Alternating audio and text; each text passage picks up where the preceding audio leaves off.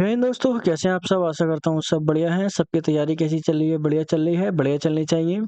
हम पढ़ रहे हैं इकोनॉमी, अर्थशास्त्र। और इसमें जो आज हमारा टॉपिक है, जो चैप्टर है हमारा, क्या है? करेंसी, मुद्रा।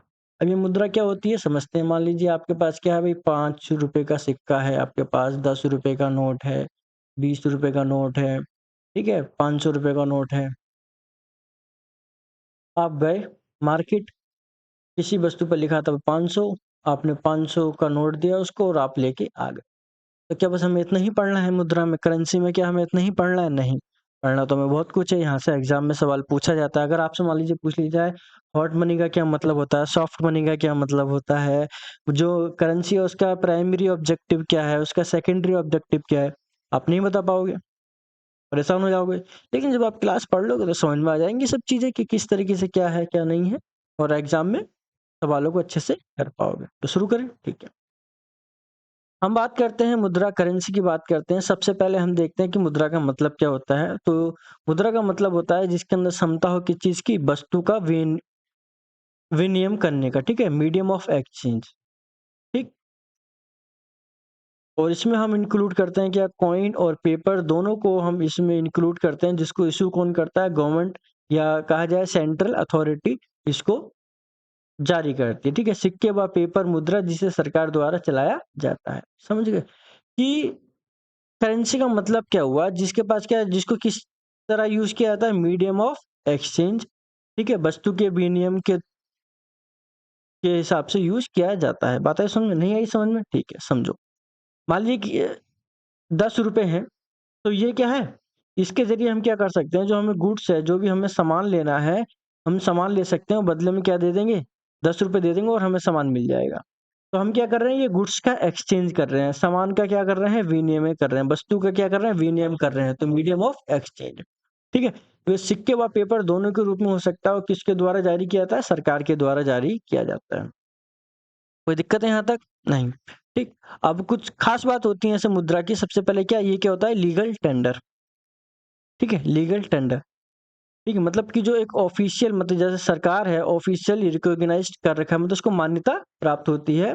जो भी केंद्र में सरकार होती है, या कहा जाए जो भी केंद्रीकृत व्यवस्था है, जो भी केंद्र है, उसके द्वारा क्या है? इसको मान्यता प्राप्त है, ठीक है। दूसरा, करेंसी का क्या काम है? क्या काम करती है? मीडियम ऑफ एक्सचेंज, ठीक है। इससे द्वारा क्या हम करते हैं? मान ली 20 रुपए दिए हमने, 20 रुपए से ये वैल्यू की जो एक चीज है वो हमने खरीद ली, ठीक है। तो मीडियम ऑफ एक्सचेंज, एक्सचेंज करते हैं हम किसका? मुद्रा का एक्सचेंज करते हैं किसके साथ? वस्तु के साथ, ठीक है। दूसरा, स्टोर ऑफ वैल्यू, ठीक है, मूल्य का भंडार। मतलब कि भाई देखो 20 रुपए, 30 रुपए, ये क्या है कि भाई हमने वैल्यू लगा रखी है। इधर सामान है कि हाँ भाई ये 20 रुपए का आएगा, ये 30 रुपए का आएगा, ये 5 रुपए का पेन आएगा, ये वाला 10 का आएगा। तो हमने क्या है कि भाई देखो उसकी अपनी एक वैल्यू है, ठीक। कोई दिक्कत? अगला, यूनिट ऑफ अकाउंट। ये कुछ काम है मुद्रा के। आपको क्या भी चीजें हमारे समझ में नहीं आ रही, टेंशन मतलब, अभी शुरू ही हुई है कहानी। सबसे पहले मुद्रा का हमने मतलब समझ लिया कि वो क्या है, कि मीडियम ऑफ एक्सचेंज, जिसके द्वारा हम वस्तु खरीदते हैं, बेचते हैं, ठीक है। जो उनकी करती है, एक वैल्यू को डिफाइन कर देती है गुड्स की। बात है समझ में? ठीक। आज के समय में तो हमारे पास सिक्के हैं, नोट हैं, सब कुछ है। लेकिन अगर हम सिक्कों का इतिहास देखें, अगर हम करेंसी का इतिहास देखें, मुद्रा का इतिहास देखें, हिस्ट्री देखें, तो उस समय किसी के पास पेपर नहीं था, पेपर बनाना आता नहीं था, ठीक है। पत्तों से एक्सचेंज करते तो पत्ते कुछ दिनों में सड़ जाते। तो क्या काम किया जाए? तो शुरुआत में क्या आया? विनिमय प्रणाली, या जिसको क्या कहा गया? Water system. Water system exam में एक बार पूछा गया था कि वाटर सिस्टम से क्या तात्पर्य है। तो वाटर सिस्टम का मतलब ये हुआ, जब हम वस्तु व सेवा के बदले दूसरी वस्तु व सेवा का प्रयोग करें, ठीक है। Goods and service are directly exchange. नहीं आई बात समझ में? अब आइए समझ में, समझो। मान लीजिए किसी के पास क्या है? गेहूं, ठीक है। और गेहूं वालों को जरूरत है किसकी? सेब की। और सेब वालों को जरूरत है किसकी? गेहूं की। तो सेब वाला क्या काम करेगा? इसके पास जाएगा, सेब दे देगा और गेहूं खरीद लेगा। ये क्या काम करेगा? गेहूं वाला इससे सेब ले लेगा और बदले में क्या दे देगा? गेहूं दे देगा, ठीक है। बताइए समझ में? तो ये हुआ वाटर सिस्टम। मतलब हम क्या काम कर रहे हैं?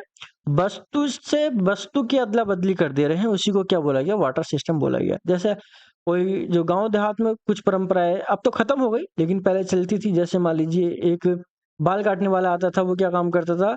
वो एक ही महीने में आता था कि भाई इस महीने बाल काटने वाला इस गाँव में आएगा, फिर वो अगले गाँव में जाएगा। तो वो क्या काम करता था, उसने आपके बाल काटे, आपको क्या करी, उसने सेवा दी, ठीक है? बदले में आपने उसको क्या दिया, गेहूँ दिया।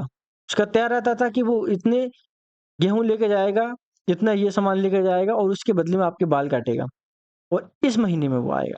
तो ये बहुत सटीक उदाहरण है किसका, वाटर सिस्टम का, जिसमें करेंसी की ज़रूरत नहीं होती, मुद्रा की ज़रूरत नहीं होती, बल्कि क्या करते हैं हम, सामान से ही आपस में अदला-बदली कर लेते हैं। लेकिन इसके साथ हमें कुछ प्रॉब्लम भी देखने को मिलती हैं,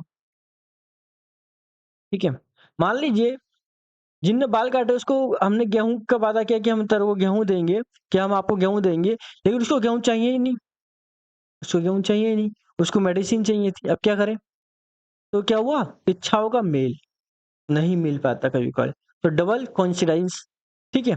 तो इच्छाओं का मेल नहीं मिल पाता और दूसरा ट्रांज़ैक्शन कॉस्ट बहुत ज़्यादा महँगी पड़ती है, स्पेशलाइज़ेशन चाहिए हमें कि हाँ भाई इतने लोगों के बाल काटे तो कौन तय करेगा ये कीमत, ठीक है? और दूसरा no store of value, problem in redistribution, अब वो जिसको गेहूँ मिल गया अब उनको कैसे करे? कैसे घर लेके जाए, कैसे उससे दूसरा सामान खरीदे? मान लीजिए वो गेहूँ लेके किसी और के पास चले गए, बोला कि भई मैं मिठाई दो, उसने कहा भई मेरे पास तो गेहूँ पहले से ही बहुत है, मैं नहीं देता मिठाई। तो क्या है, रीडिस्ट्रीब्यूशन में प्रॉब्लम आएगी, वैल्यू को स्टोर करने में प्रॉब्लम आएगी, स्पेशलाइज़ेशन चाहिए कि हाँ भाई इस काम के लिए इतने चीज़ हुआ, इतना मानक हुआ, ठीक है? तो ट्रांज़ैक्शन कॉस्ट बढ़ जाएगी। बहुत सारी प्रॉब्लम देखने को मिली हमें किसमें, वाटर सिस्टम को देखने में मिली। जब इसमें प्रॉब्लम आनी शुरू हुई, फिर हमने देखा कि भई व्यापार बढ़ रहा है तो क्या करा जाए? तो क्या हुआ? तो विकास हुआ किसका? मुद्रा का, ठीक है? तो सबसे पहले समझ में आती है वस्तु मुद्रा, गुड्स करेंसी। ये क्या हुई? अब अलग-अलग देशों में मुद्रा के रूप में अलग-अलग चीज़ों का प्रयोग करना शुरू हुआ। जैसे अमेरिका में तम्बाकू का प्रयोग होना शुरू हुआ कि तम्बाकू का यूज़ किया जाता था कैसे?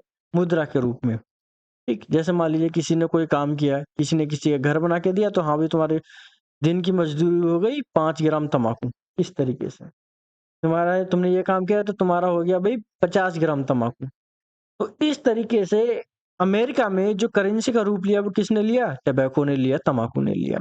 वहीं फिजी में किसका यूज़ किया गया? व्हेल के दाँत का, व्हेल जो मछली होती है उसके दाँत का। भारत में कोड़ी का। कोड़ी क्या होती है? वही छोटी सी शंख जैसा नहीं होता, छोटा सा इस तरीके से शंख जैसा होता है, बीच में से लकीर होती है, उसको बोलते हैं कोड़ी, ठीक है? तो किसका प्रयोग करना शुरू करा? कोड़ी का। इसलिए देखो आपने देखा भी होगा जो मंदिर वगैरह जाते हैं, जब प्रसाद वगैरह चढ़ाते हैं, तो उसमें क्या होता है? कोड़ी भी चढ़ाई जाती है प्रसाद में, ठीक है? उसका भी प्रयोग किया जाता है। क्यों? क्योंकि भई कौड़ी का प्रयोग किया जाता था मुद्रा के रूप में, पैसे के रूप में, ठीक है? कोई दिक्कत यहाँ तक? नहीं। तो वस्तु, मुद्रा के बारे में हमने देखा और किस तरीके की बात समझते हैं। फिर जब वस्तु मुद्रा इसमें भी कुछ प्रॉब्लम आने लगी, भई तम्बाकू आप ज़्यादा समय तक रखो खराब हो जाएगा। कौड़ी है, अब मान लीजिए कुछ किसी ने कहा कि भई काम-धंधा क्या करके फ़ायदा, समुद्र के किनारे चले जाओ, पूरे दिन कौड़ियाँ ही बीनो, पैसा यही तो है। फिजी में हाँ भाई व्हेल का शिकार करो, दाँत ही इकट्ठे करते रहो, इसमें भी प्रॉब्लम आने लगी। बात आई समझ में? तो अब क्या करा जाए? तो उन्होंने कहा कि वस्तु को हटाओ, अब लेकर आओ धातु को। तो समझ में आती है क्या इसके बाद? धातु मुद्रा, मेटल करेंसी, ठीक है? इसमें किसका प्रयोग करने लगे? धातु का, मेटल का प्रयोग करने लगे, ठीक है? अब ये भी 2 तरह की हुई, पहली, ठीक है? पहली कि जिसका आंतरिक मूल्य ज़्यादा है, बाहरी मूल्य कम है। मतलब मान लीजिए ये एक चांदी का टुकड़ा का प्रयोग किया गया, इससे हमें कोई चीज़ खरीदनी है, तो 2 ही कंडीशन हो सकती हैं। क्या? कि अगर इसको पिघला के चांदी के रूप में बेचा जाए तो कीमत हमें ज़्यादा मिलेगी। या इसको पिघला के चांदी के रूप में बेचा जाए तो उसकी हमें कीमत कम मिलेगी। आता है समझ में? तो 2 प्रॉब्लम समझ में आती हैं हमें। पहली कि आंतरिक मूल्य ज़्यादा है और बाहरी मूल्य कम है, ठीक है? या दूसरा टोकन करेंसी, सांकेतिक मुद्रा, जिसमें क्या है, जो उसकी एक्चुअल वैल्यू है वो कम है लेकिन जो फेस वैल्यू है वो ज़्यादा है। आप कहोगे ये एक्चुअल वैल्यू क्या है, फेस वैल्यू क्या है, आंतरिक मूल्य क्या है, बाहरी मूल्य क्या है, ये तो हमें समझ में नहीं आ रहा। तो हम क्यों बैठे हैं? समझाने के लिए तो बैठे हैं, समझो। ठीक है? एक्चुअल वैल्यू का मतलब ये हुआ कि अगर इसको वैसा बेचा जाए पिघला के तो ये कितने का बिकेगा? मान लीजिए 10 का, ठीक है? और वैसे फेस वैल्यू, मान लीजिए इस पे फेस वैल्यू कितनी, मतलब इस पे लिखा कितने का, इसकी कीमत है, ल बनाई कितने की कीमत का गया ये तो मान लीजिए 50, तो उसको क्या बोला गया? Token currency. टोकन करेंसी का मतलब ये हुआ जब उसकी एक्चुअल वैल्यू कम हो और फेस वैल्यू ज़्यादा हो। बात है समझ में? ठीक है। इसके बाद हम बात करते हैं, इसके बाद जो जन्म हुआ वो किसका हुआ? पेपर मुद्रा का जन्म हुआ। ठीक है। एक्चुअल पेपर मुद्रा में क्या होता है, जो उसकी एक्चुअल वैल्यू होती है बहुत कम होती है और जो फेस वैल्यू होती है बहुत ज्यादा होती है। बात आई नहीं समझ में? अब आएगी समझ में। एक्चुअल वैल्यू का मतलब ये है कि भाई जितना भी मान लीजिए कागज का हमने पैसा बनाया, 500 का नोट बनाया, 1000 का बनाया, 5000 का बनाया, जितने का ही बनाया, मान लीजिए 500 का नोट है, 500 रुपए का नोट है, उनको खूब सारों को इकट्ठा कीजिए, 1 किलो इकट्ठे कर लिए, अब उनको बेचने जाओ। ठीक है। पैसे के रूप में नहीं, वैसे बेचने जाओ पेपर के रूप में, तो वो कितने के बिक जाएंगे? 8 रुपए देगा, 9 रुपए देगा। पता है समझ में? वहीं अगर उसकी फेस वैल्यू देखो तो लिखा कितने का है? 500 रुपए। ठीक है। पेपर करेंसी की एक्चुअल वैल्यू कम होती है, फेस वैल्यू ज्यादा होती है। ठीक है। तो पेपर करेंसी को टोकन करेंसी कहा जा सकता है? हाँ भी कहा जा सकता है। ठीक है। इसके बाद हम बात करते हैं, जमाना मॉडर्न हुआ, फिर आया उदय हुआ किसका? बैंक करेंसी, बैंक मुद्रा का, जैसे एटीएम, डेबिट कार्ड एक्सेट्रा। ठीक है। फिर उसके बाद और जमाना बदला, तो हम देखते हैं डिजिटल करेंसी, जिसमें हम बात करते हैं बिटकॉइन, और फिजिकल फॉर्म इसकी होती नहीं है। ठीक है। ये बिटकॉइन होती है, एल्गोरिदम पे बेस होती है, इसकी माइनिंग की जाती है। ठीक है। एल्गोरिदम होता है, उसको सॉल्व करो। एल्गोरिदम मतलब क्या भाई? समझो, मान लीजिए ये एक प्रोग्राम, समझ लीजिए कंप्यूटर का एक प्रोग्राम है, आप इसको सॉल्व करोगे तो आपको एक कोड मिलेगा, उसी कोड को क्या बोल दिया गया? बिटकॉइन बोल दिया गया। आता है समझ में? ठीक है। तो डिजिटल करेंसी जैसे बिटकॉइन, इसका कोई फिजिकल फॉर्म नहीं होता। ठीक है। इसलिए इसको क्या कहा जाता है? वर्चुअल करेंसी कहा जाता है। और अगर हम बात की जाए बिटकॉइन की, तो ये किसके द्वारा, एक इसके बारे में ये तो पता ही नहीं कि किसने इसका आविष्कार किया या किसने इसको बनाया, लेकिन एक नाम सामने आ जाता है, सतोशी नाकामोटो। सतोशी नाकामोटो के नाम सामने आ जाता है कि हाँ भाई इसने बनाया। ठीक है। उसी तरीके से हम देखते हैं कि फेसबुक है, उसकी अपनी डिजिटल करेंसी है लीब्रा। ठीक है। वेनेजुएला है, उसने डिजिटल करेंसी को अपना उतारा मार्केट में, जिसका क्या नाम है? पेट्रो। तो एग्जाम में पूछा जाएगा लीब्रा किसकी करेंसी? तो फेसबुक की। पेट्रो किसकी है? वेनेजुएला की। ठीक है। अगर एग्जाम में पूछा जाए बिटकॉइन, लीब्रा, पेट्रो निम्नलिखित में से किसके उदाहरण है, तो किसके? वर्चुअल करेंसी के, डिजिटल करेंसी के उदाहरण है। इस तरीके से सवाल पूछे जाते हैं। ठीक है। कोई दिक्कत है यहाँ तक? नहीं। अब हमने इतना देख लिया, अब समझते हैं मुद्रा के प्रकार। ठीक है। मुद्रा के प्रकार, टाइप ऑफ करेंसी। तो दो तरह की मुद्रा होती है। ठीक है। एक होती है आपकी रियल मनी, वास्तविक मुद्रा, और दूसरी होती है एक्सेप्टेबल मनी, स्वीकार्य मुद्रा। वास्तविक मुद्रा और स्वीकार्य मुद्रा। ठीक है। अगर हम वास्तविक मुद्रा की बात की जाए तो मतलब क्या, जिसको हम छू के पहचान सकते हैं, इस तरह की चीजें, तो रियल मनी। तो रियल मनी को हमने दो भागों में डिवाइड कर दिया। पहला है मेटल मनी और दूसरा है पेपर मनी। धातु मुद्रा और पेपर मुद्रा। अब धातु मुद्रा भी दो तरह की होती है, पहली स्टैंडर्ड और दूसरी टोकन। मानक मुद्रा और सांकेतिक मुद्रा। एग्जाम में अगर आपसे पूछा जाए मानक मुद्रा और सांकेतिक मुद्रा के बारे में सवाल, देखो कैसे पूछा जाएगा। एग्जाम में अगर ये पूछ लिया जाए कि निम्नलिखित में से किस मुद्रा की फेस वैल्यू अधिक होती है, उसमें से एक ऑप्शन आपका सांकेतिक भी हो, एक मानक भी हो, क्या लगाओगे? फंस जाओगे ना, नहीं पता हो तो समझ लो बात को। पहले हुई मानक और दूसरी हुई सांकेतिक। सांकेतिक मतलब एक, समझो टोकन मतलब एक संकेत दे रखा है। जैसे आप देखो बैंक में जाते हो भाई, उसने आपको टोकन दिया भाई, उस टोकन की कीमत 5 रुपए और चेक की कीमत आपकी 5 लाख रुपए लिखी हुई है, तो आप वो टोकन दोगे 5 लाख रुपए मिल जाएंगे। तो उदाहरण समझो, एक समझो बात को कि कैसे याद चीजें याद रखी जाए। तो मानक और सांकेतिक दोनों में अंतर समझते हैं। स्टैंडर्ड मनी और टोकन मनी में अंतर समझते हैं। स्टैंडर्ड मनी का मतलब हुआ कि जिसकी एक्चुअल वैल्यू ज्यादा है और फेस वैल्यू कम है। नहीं आई बात समझ में? नहीं आई? अब बात आएगी समझ। देखो आपने देखा होगा पुराना 5 रुपए का सिक्का चलता था, और वो ऐसा होता था कि भाई बांग्लादेश क्या काम करता था, उस 5 रुपए के सिक्के को पिघलाकर क्या बनाता था, उससे ब्लेड बनाता था, और उसको 3 ब्लेड बनाता था, और वो 15 रुपए में बिकते थे या 10 रुपए में उसके बिकते थे। तो उसका मतलब ये क्या है कि जो सिक्का था उसकी एक्चुअल वैल्यू ज्यादा थी और फेस वैल्यू कम थी। बात आई समझ में? इसलिए जब सिक्का बदला गया, छोटा सिक्का आया मार्केट में, तो लोगों ने विरोध किया, अरे नहीं ये तो नकली सिक्का है, इसको तो हम एक्सेप्ट नहीं करेंगे, ये नहीं करेंगे, वो नहीं करेंगे। ₹1 के सिक्के के ऊपर भी ऐसे ही हाल हुआ। बताइए समझ में? अगला है सांकेतिक टोकन। इसमें क्या होता है, जो एक्चुअल वैल्यू है बहुत कम है, लेकिन फेस वैल्यू बहुत ज़्यादा है।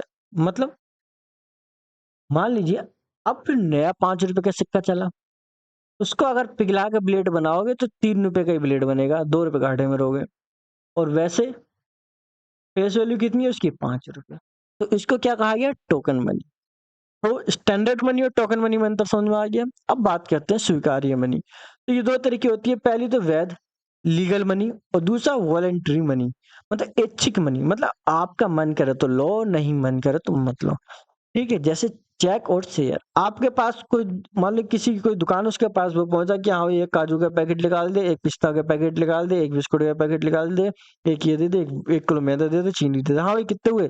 उनने कहा हजूर ₹1000 हुए। उनने चेक काट के दे दिया, ये ले ₹1000 का चेक, ऐस कर। तो दुकान वाला कह सकता है भाई तुमने इकोनॉमी नहीं पढ़ी क्या? ये ऐच्छिक मनी है, वॉलंटरी मनी है, मेरी मर्जी में चेक एक्सेप्ट करूं या नहीं करूं, मैं तो नहीं लेता चेक। अब वो उसको बिगाड़ नहीं सकता कि चेक कैसे नहीं लेगा तू मेरा, मैं तो चेक में ही पेमेंट करूंगा, नहीं कर सकता। या वो कह दे कि मैं इतने रुपए के शेयर दे दे रहा हूँ तेरे को, नहीं करेगा वो एक्सेप्ट। क्या है ये? Voluntary money. दूसरी हुई लीगल मनी, वैध मुद्रा। ये भी 2 तरह की होती है, लिमिटेड लीगल मनी और unlimited legal money. Unlimited legal money, समझो बात को? जैसे जैसे जैसे लिमिटेड लीगल मनी का मतलब हुआ, जैसे मान लीजिए 50 पैसे के सिक्के आप लेके पहुंच गए और उसको आप लेके पहुंच गए ₹500 के, कि भाई ये जमा कर दो। बैंक वाला कहेगा मैं जमा नहीं करूंगा भाई। आप अगली बार गए 50 पैसे के सिक्के लेके, लेकिन ₹10 तक के, अब उसको जमा करने पड़ेंगे।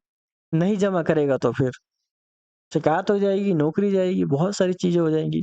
तो कहने का मतलब ये है, लिमिटेड लीगल मनी का मतलब ये हुआ कि जिसको एक्सेप्ट करना, जिसको जो एक्सेप्ट कर रहा है, जैसे मान लीजिए बैंक एक्सेप्ट कर रही है, तो एक लिमिट तक ही वो कर सकती है। जैसे आप ₹1 के सिक्के जमा करने जाओ तो ₹1000 तक ही जमा कर सकते हो, 50 पैसे, ₹10 तक। ठीक है, कोई दिक्कत, इससे ज्यादा नहीं। अगला है अनलिमिटेड लीगल। जैसे आप ₹500 की गड्डियां लेके जाओ कि भाई ये जमा करनी है, मैं बैंक में तो ये नहीं कह सकता कि मेरे पास तो बहुत है पहले से, मैं नहीं कर रहा 500 के नोट को जमा, 100 का लेके आओ, 100 की गड्डियां लेके आओ। बैंक वाला ये नहीं कह सकता आपसे, क्यों? क्योंकि वो अनलिमिटेड लीगल मनी है। कोई दिक्कत यहाँ तक?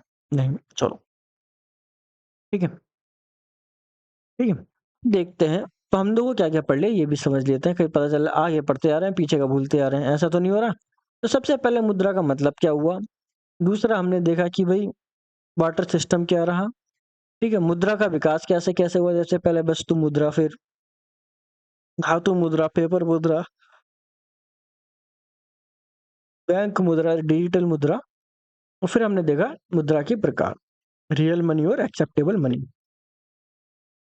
अब हम देखते हैं मुद्रा के अन्य प्रकार। ठीक है, कुछ अदर टाइप ऑफ मनी, इसके बारे में हम बात करते हैं। जैसे दुर्लभ मुद्रा, हार्ड मनी, सुलभ मुद्रा, सॉफ्ट मनी, गरम मुद्रा, हॉट मनी, प्लास्टिक मुद्रा, प्लास्टिक मनी, नियर मुद्रा, वास्तविक मुद्रा के निकट, सस्ती मुद्रा, चीपर मनी, महंगी मुद्रा, डियर मनी। ठीक है, आपको क्या हमें समझ में कुछ नहीं आया, बस नाम नाम पढ़ लिया, समझ लो, आपको रटने की जरूरत नहीं पड़ेगी, एक ही बार चीज आप पढ़ोगे और समझ जाओगे। दुर्लभ मुद्रा, हार्ड मनी। दुर्लभ का मतलब होता है जो भी चीज बहुत मुश्किल से मिले। आता है समझ में? मतलब मुश्किल से की चीज क्या मिलेगी, मतलब लोग लाइन में खड़े हुए हैं कि हमें भी चाहिए, हमें भी चाहिए, तो वो चीज मुश्किल से मिलेगी। आता है समझ में? मतलब वो महंगी है, उसकी डिमांड ज्यादा है, इस तरह की चीज है। जैसे डॉलर, हर किसी को डॉलर चाहिए, तो डॉलर क्या हुई? दुर्लभ मुद्रा। अगली है सुलभ मुद्रा, सॉफ्ट मनी। ठीक है, सॉफ्ट मनी मतलब जिसकी डिमांड बहुत कम है। अब देखो वेनेजुएला है, वहां पे इकोनॉमिक क्राइसिस आया, वहां की मुद्रा बहुत ज्यादा, कहा जाए बहुत ज्यादा गिर गई। अब वहां की मुद्रा किसे चाहिए? किसी को नहीं चाहिए। आपके यहाँ कोई बोरी भर के भी ले आएगा कि इसके बदले में ₹1000 दे दो, आप नहीं दोगे, क्या कह रहे भाई पागल बना रहा, मैं इसको कहाँ रखूंगा, हटा लेके जा, डॉलर है तो बात कर। मतलब ऐसी मुद्रा जिसकी ज्यादा डिमांड ना हो, उसको क्या कहा जाएगा? Soft money. अगला है गरम मुद्रा। Hot money, change in value very high, जिसके मूल्य में विचलन बहुत ज्यादा हो। ठीक है, मतलब जिसकी value very, change in value मतलब जो उसकी वैल्यू है उसमें बहुत ज्यादा चेंज आता हो। ठीक है, अब समझो, न- आज ही पता चल जाए कि यूएस गवर्नमेंट ने कुछ बात कही है तो डॉलर के प्राइस या तो बढ़ जाते हैं या घट जाते हैं, ऐसे चलते हैं कि बस पूछो मत। तो उसको क्या कहा गया, हॉट मनी, मतलब जिसके प्राइस ज्यादा स्टेबल नहीं है, ज्यादा एकदम ऊपर भाग रहा है, एकदम नीचे, ऊपर नीचे ऐसे भागता रहता है। ठीक है, अगला है प्लास्टिक मुद्रा, प्लास्टिक मनी जैसे आपके एटीएम कार्ड, डेबिट कार्ड। अगला है नियर मनी, वास्तविक मुद्रा के निकट, जैसे जिसकी तरलता कम होती है, जिसको क्या बोला जाता है, वॉलेंटरी एक्सेप्टेड, आपकी मर्जी है स्वीकार करो मत करो, जैसे बॉन्ड, गवर्नमेंट बॉन्ड हुए, चेक हुआ। ठीक है, ये सब चीजें। अभी तरलता क्या होती है, कोई बताएगा? चलो हम बताते हैं तरलता का मतलब क्या हुआ। तरलता का मतलब ये हुआ, पहले तो तरलता समझो, लिक्विडिटी का मतलब समझो। मान लीजिए आपके पास सोना रखा है 1 ग्राम, आप लेके गए दुकानदार के पास, सुनार के पास कि भाई 1 ग्राम सोना है भाई, इसको ले, मेरे को पैसे दे। वो तुरंत आपको देगा और पैसे दे देगा। मतलब आपने इधर सामान दिया, उधर आपको पैसा मिला, तो मतलब ऐसी चीज की क्या हुई, तरलता ज्यादा हुई। वही आप क्या काम करें, भाई आपके पास एक प्लॉट पड़ा, अब वो प्लॉट के लेके गए कि आप ग्राहक ढूंढ रहे हो कि ये कब बिकेगा कब बिकेगा। अच्छा, ये ग्राहक 500 रुपये फीट ले लो, 500 रुपये स्क्वायर फीट ले लो। नहीं, मैं तो 600 की दूंगा। अरे नहीं, 450 के रेट लगा लो। तो मतलब ऐसी चीज जिस में कहा जाए जिसको एकदम से हम कन्वर्ट नहीं कर सकते मनी में, तो मतलब उसकी तरलता क्या है, बहुत कम है। नहीं आई बात समझ में? अब आएगी समझ में, समझो। मान लीजिए आपने बैंक में पैसे जमा करे, आप लाइन में लगे, फॉर्म भरा और 1000 रुपये निकाल लाए। तरलता अच्छी खासी है, आप दिन में गए, काम हो गया। भाई आपने फिक्स डिपॉजिट करा रखा है, आपने कहा कि भाई मेरे को पैसा निकालना है, आप 36 फॉर्म भरो, ये करो वो करो, उसका आपको इतना नुकसान होगा, ये झेलो वो झेलो। मतलब आप एकदम से चेंज नहीं कर सकते उसको पैसे में, तो उसकी तरलता कम हुई। ठीक है, अगली है चीप मनी, सस्ती मुद्रा। ठीक है, बताइए समझ, चीप मुद्रा क्या मतलब हुआ? नहीं आई बात समझ? आप समझो, मान लीजिए कोई बॉन्ड है, सरकार ने बॉन्ड दिया और सरकार को पैसा मिला। सरकार क्या काम करेगी, बॉन्ड वापस खरीदेगी और वापस पैसा देगी। तो वो क्या काम करेगी, मान लीजिए मैच्योर होना है उसको 5 साल बाद। अब वो क्या काम कर रहा है, जो बॉन्ड है 5 साल से पहले वो कह देगी कि एक काम करो, मेरे तीसरा साल चल रहा है, मैं इस बॉन्ड को सेल कर रहा हूँ, और गवर्नमेंट कहेगी अच्छा ठीक है। गवर्नमेंट कहेगी कि भाई एक काम करो, जो मैंने आपको बॉन्ड है वो मेरे को दो, पैसा पकड़ो। तो आप कहोगे कि भाई ऐसे कैसे, हमें जो 5% मिलता है 6% दो। तो मतलब गवर्नमेंट को क्या पड़ेगा, ज्यादा नुकसान हो जाएगा। तो ऐसी मुद्रा को क्या बोला जाएगा, चीप मनी या सस्ती मुद्रा। अगला है महंगी मुद्रा। ठीक है, जिसकी ब्याज दर बहुत अधिक। बातें सुन में, जैसे मान लीजिए किसी ने 2014 से पहले अगर डॉलर खरीदा होगा, वो उसको आज बेचेगा तो कितना मुनाफा होगा, आता है समझ में? ये क्या हुई, महंगी मुद्रा। कोई दिक्कत यहाँ तक नहीं। देखते हैं मुद्रा के कार्य, फंक्शन ऑफ मुद्रा के कार्य। तो दो तरह के कार्य होते हैं, एक होता है प्राथमिक कार्य, एक होता है द्वितीय कार्य। एक बार ये पीछे से एग्जाम में पूछा गया था कि प्राथमिक कार्य कौन सा है और द्वितीय कार्य कौन सा है। अगर प्राथमिक कार्य के बारे में देखें तो सबसे पहले क्या है, ये क्या है, विनिमय का माध्यम या मीडियम ऑफ एक्सचेंज। दूसरा मूल्य का मापन, मेजर ऑफ वैल्यू। तो अगर मुद्रा का प्राथमिक कार्य देखें तो उसके दो ही हैं। पहला, आप किसी को पैसा दो, बदले में सामान लो, मीडियम ऑफ एक्सचेंज, इसके जरिए आप चीजों को अदला बदली कर लोगे। दूसरा, मूल्य का मापन, कि हाँ भाई ये किताब 100 रुपए की, ये किताब 150 रुपए की, ये 500 रुपए की, ये 30 रुपए की। तो क्या है कि भाई हमने गुड्स को एक मूल्य दे दिया, तो क्या काम करता है भाई, जो करेंसी है उसका पहला काम हो गया कि वो बदले जाती है उससे चीजें, और दूसरा कि वो बताती है कि भाई इसकी वैल्यू कितनी है। सेकेंडरी काम क्या हुआ, स्टोर ऑफ वैल्यू और ट्रांसफर, मूल्य का हस्तांतरण। ठीक है, मूल्य का संचय और मूल्य का हस्तांतरण। ठीक है, ट्रांसफर, वैल्यू ट्रांसफर, और दूसरा स्टोर ऑफ वैल्यू। ठीक है, मान लीजिए आपने कोई चीज 500 रुपये में आज खरीद ली, अब उसको रख लिया, अब वो 600 रुपये में बेच दोगे, तो वो क्या है, स्टोर ऑफ वैल्यू। ठीक है, कोई दिक्कत नहीं? चलो, तो ये हुआ मुद्रा के कार्य। अब बात समझ लेते हैं एसडीआर, स्पेशल ड्राइंग राइट्स, ये क्या है? ठीक है, ये आईएमएफ द्वारा जारी किया गया। आईएमएफ ने एक मुद्रा बनाई। मुद्रा का मतलब ये है कि उसने कहा कि भाई देखो, डॉलर, पाउंड, यूरो, येन और युआन। डॉलर अमेरिका की, पाउंड ब्रिटेन की, यूरो यूरोप की, येन जापान की, युआन चाइना की, इन 5 करेंसी को लिया और डिब्बे में रख दिया। और डिब्बे में रख दिया, उस पर चिट्ठ मार दी, क्या? Special drawing rights. तो एसडीआर का मतलब ये हुआ कि आईएमएफ ने क्या काम किया कि इन 5 को अपने पास रखा और बदले में एक पेपर जारी कर दिया, जिसको क्या बोल दिया गया? Special drawing rights. मतलब एक तरीके से आईएमएफ की मुद्रा। और इसी को क्या कहा जाता है? पेपर गोल्ड, कागजी स्वर्ण भी कहा जाता है। कोई दिक्कत है यहाँ तक? नहीं। ठीक है, कोई दिक्कत नहीं। चलो आगे शुरू करते हैं कि आगे हम क्या पढ़ते हैं। तो आगे हम बात करते हैं। तो हमने ये भी देख लिया। अब देखते हैं, जैसे आपने सुना होगा नोटबंदी हुई थी। नोटबंदी हुई थी, इसके बारे में भी याद रखना है, एग्जाम में इसको कई बार पूछा गया था।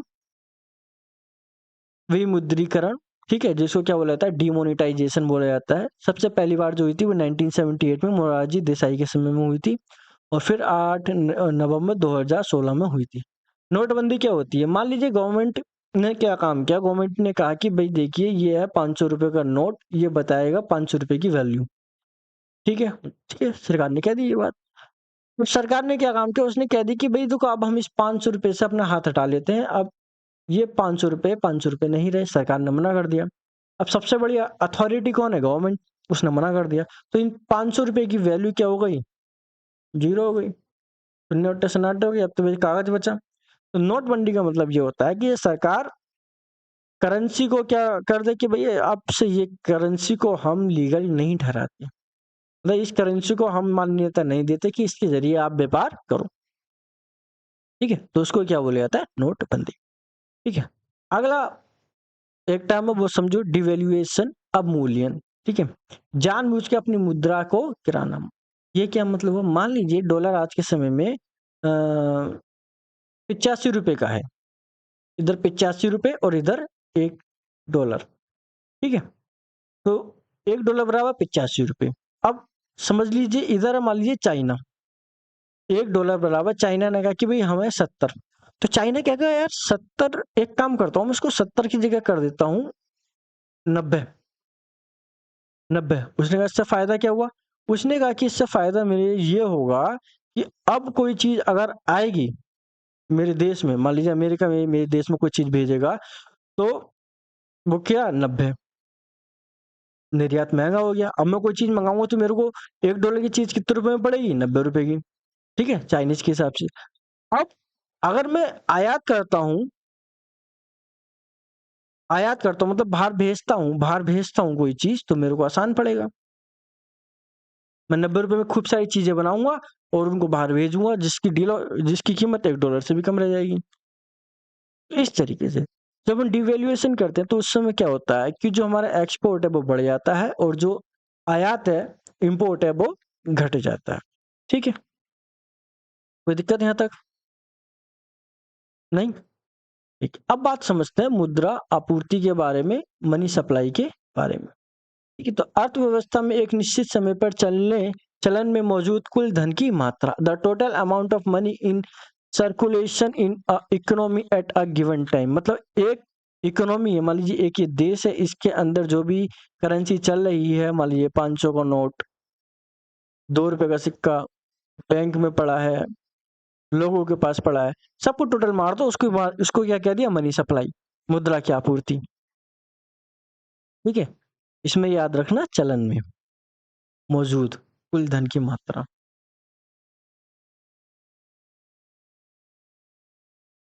ठीक है, तो उसको मापने के कुछ तरीके होते हैं, जैसे कुछ मापने के तरीके होते हैं। उन तरीकों को क्या कहा जाता है? मौद्रिक समुच्चय कहा गया। ठीक है, मॉनेटरी एग्रीगेट्स कहा गया, मौद्रिक समुच्चय कहा गया। जैसे M1 M2 M3 M4, M2 M1 M2 M1 M2 M3 M4। ठीक है, आता है समझ में? अब हम मतलब समझेंगे कि M1 का मतलब क्या है, M2 का मतलब क्या है, M3 का मतलब क्या है, M4 का मतलब क्या है, और एग्जाम में ये पूछा जाता है। ठीक है, यूपीएससी एग्जाम तक में पूछी जाती है ये चीज। कि M1 से क्या तात्पर्य है, M2 से, M2 में कौन सम्मिलित है, कौन नहीं है, कौन इंक्लूड है, कौन नहीं है, किसको एक्सक्लूड कर रखा, मतलब किसको हटा दिया गया है, इस तरह की चीजें पूछी जाती है। जैसे M1 में हम जो बात करते हैं, M1 का क्या मतलब हुआ कि सबसे पहले तो लोगों के पास, X का मतलब हुआ कि लोगों के पास कितना पैसा है। ठीक है, लोगों के पास कितना पैसा है भाई, जो उनके पास कैश में पड़ा है उसको मान लो। M1 का मतलब हुआ कि लोगों के पास कितना पैसा है और लोगों ने बैंक में कितना डिपॉजिट कर रखा है, बैंक में कितना पैसा डिपॉजिट कर रखा है। ठीक है, तो डिमांड डिपॉजिट का मतलब ये देखो, दो तरह का डिपॉजिट होता है, एक होता है टाइम डिपॉजिट जिसको फिक्स डिपॉजिट भी कहा जाता है, एक होता है डिमांड डिपॉजिट। ठीक है, तो इसको मान लो FD। ठीक है, फिक्स डिपॉजिट और डिमांड डिपॉजिट का मतलब ये हुआ कि मेरे को आज जरूरत है, मैं आज निकाल के ले आऊं, जब मेरे को डिमांड होगी, जब मेरे को सप्लाई मिल जाएगी उसकी। फिक्स डिपॉजिट का मतलब हुआ कि आपने बैंक को पैसे दे दिया 5 साल के लिए, आपको उस पर ब्याज मिलेगा, ये मिलेगा, वो मिलेगा, लेकिन आप उसको 5 साल से पहले निकालोगे नहीं, ये शर्त होती है। तो दो तरह का हम बैंक में डिपॉजिट करते हैं, पहले डिमांड डिपॉजिट, दूसरा फिक्स डिपॉजिट। ठीक है, तो M1 का मतलब हुआ कि लोगों के पास कितना पैसा है और बैंक में लोगों का फिक्स डिपॉजिट कितना है, तो उसको क्या कहा गया, M1 कहा गया। दूसरा M2 का मतलब ये हुआ कि लोगों के पास कितना पैसा है, दूसरा बैंक में डिमांड डिपॉजिट कितना है, कि लोगों ने कितना डिमांड डिपॉजिट कर रखा है, और पोस्ट ऑफिस में कितना डिमांड डिपॉजिट है। पोस्ट ऑफिस बैंक सुना होगा आपने। ठीक है, पोस्ट ऑफिस बैंक में लोगों ने कितना पैसा जमा कर रखा है, उसको क्या कहा गया, M2। अगला मापने का तरीका है M3। ठीक है, जिसमें मतलब हुआ कि लोगों के पास कितना पैसा है वो, प्लस बैंक के पास कितना पैसा है, डिमांड डिपॉजिट है, और बैंक के पास कितना फिक्स डिपॉजिट है। ठीक है, कि बैंक के पास कितना डिमांड डिपॉजिट है और बैंक के पास कितना फिक्स डिपॉजिट है, इन सबको टोटल मार दोगे तो क्या जाएगा, M3। अगली बात समझो, M4 का मतलब ये हुआ कि लोगों के पास कितना पैसा है, प्लस बैंक के पास कितना डिमांड डिपॉजिट आ रहा है, बैंक के पास कितना फिक्स डिपॉजिट आ रहा है, प्लस पोस्ट ऑफिस बैंक जो उसके पास कितना डिमांड डिपॉजिट आ रहा है और पोस्ट ऑफिस के पास कितना फिक्स डिपॉजिट आ रहा है। बताइए समझो। ठीक है, अगला ये बात है। तो ये हुआ M1 M2 M3 M4। अगर हम देखें कि M2 का मतलब क्या हुआ कि M1 भाई लोगों के पास कितना पैसा है, प्लस बैंक में कितना डिपॉजिट है, plus post office deposit, post office deposit. अगली हम बात करें M3 का मतलब हुआ M1 plus bank fixed deposit. ठीक है, कोई दिक्कत है यहां तक, नहीं। अब समझो, एक को हमने कहा नैरो मनी, एक को कहा हमने ब्रॉड मनी। नैरो मनी मतलब संकीर्ण मुद्रा और ब्रॉड मतलब व्यापक मुद्रा। संकीर्ण का मतलब ये हुआ कि हमने उसमें कुछ रखा है, सब नहीं रखा। जैसे मान लो M1 में हमने क्या रखा कि लोगों ने डिमांड डिपॉजिट कितना रखा है बैंक में, बैंक में डिमांड डिपॉजिट, पोस्ट ऑफिस में डिमांड डिपॉजिट कितना रखा है। फिक्स डिपॉजिट की तो हमने बात ही नहीं करी, तो एक मुद्रा का हिस्से को हमने छोड़ दिया। तो भाई ये हम क्या बात कर रहे हैं, M1 और M2 क्या हुए, आपकी नैरो मनी। भाई अगर हम बात करें, हमने सब तरह की मुद्रा को सम्मिलित कर लिया, तो उसको क्या कहा जाएगा, ब्रॉड मनी या व्यापक। कोई दिक्कत यहाँ तक, नहीं। अगर हम बात की जाए तरलता किसमें ज्यादा होगी, किसमें कम, आप इस बात का जवाब दो। आपके पास कितना पैसा है, मतलब तरलता ज्यादा है। बैंक में आपने जमा कर रखा है, आप लाइन में लगे पैसा निकाल के लिए आए, मतलब हाँ तरलता ज्यादा है। अब बात कर लेते हैं M3 की। मान लीजिए आपके पास पैसा, हाँ तरलता है। आपके पास आपने बैंक में जमा कर रखा है, लाइन में लगे पैसा निकाल रहा है, ठीक है तरलता है। आपने बैंक में फिक्स डिपॉजिट कर रखा है, M3 का मतलब फिक्स डिपॉजिट कर रखा है बैंक में, आप गए 5 साल से पहले निकाल ही नहीं सकते, तो मतलब तरलता कम। तरलता कम है। साधारण सी बात हमें एक समझ में आ गई कि अगर आप M1 से M4 की तरफ जाओगे तो क्या होगी, तरलता कम होगी। तो सबसे ज्यादा तरलता M1 की, उससे कम M2 की, उससे कम M3 की, और सबसे कम M4 की। ठीक है, कोई दिक्कत है यहाँ तक, नहीं। अब हम बात कर लेते हैं एक टर्म की ओर, एम एम M0 या MO, मॉनेटरी बेस, और इसको क्या बोला जाता है, रिजर्व मनी, मौद्रिक आधार और आरक्षित आधार। ठीक है, इसमें क्या होता है, लिक्विडिटी, इसकी लिक्विडिटी या कहा जाए तरलता ज्यादा होती है। मतलब क्या होता है इसका, मतलब क्या होता है, तो बताएगा। इसका मतलब होता है कि जितना भी total amount of currency in circulation, जितना भी पैसा सर्कुलेशन में है, जितना भी इकोनॉमी में घूम रहा है, चाहे वो बैंक में हो, लोगों के पास हो, कैसा भी हो, पैसा घूम रहा है, सर्कुलेशन हो रहा है, plus commercial bank reserve held at central bank. मतलब एक तो जितना पैसा इकोनॉमी में घूम रहा है वो, प्लस बैंक ने जो पैसा आरबीआई में जमा कर रखा है वो, एमओ। बात आई समझ में? तो उसको क्या कहा गया? एमओ।